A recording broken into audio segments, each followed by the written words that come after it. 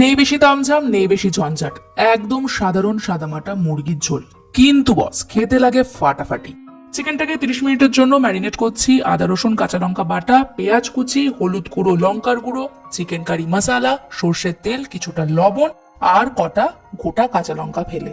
আর এই 30 মিনিটে পরবর্তী কিছু কাজ এগিয়ে নেওয়া যাক, যেমন এই আলু ভেজে তুলে রাখা, হালকা ফোড়নে পেঁয়াজ ভাজা, আদা রসুন কষানো, তারপর দিলাম অল্প হলুদ গুঁড়ো আর 1 চামচ জিরে ধনে গুঁড়ো। টক দই ফক দই দেওয়ার দরকার নেই, 2-3টে টমেটো দিয়ে দিলেই যথেষ্ট। মশলাটা প্রাথমিকভাবে কষে গেলে ম্যারিনেট করা চিকেনটা অ্যাড করে আবারও জম্পেশ করে কষিয়ে নিতে হবে। গোটা রসুন চালে দিয়ে দাও তাহলে। কখনো মধ্য আছে, কখনো উচ্চ আছে, কখনো ঢাকনা দিয়ে, কখনো ঢাকনা খুলে কষাও কষাও কষাও। 70% মতো মাংস এখানেই সেদ্ধ হওয়া চাই।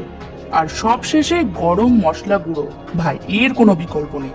এতে এই ঝোলের টেস্ট অসাধারণ হবেই।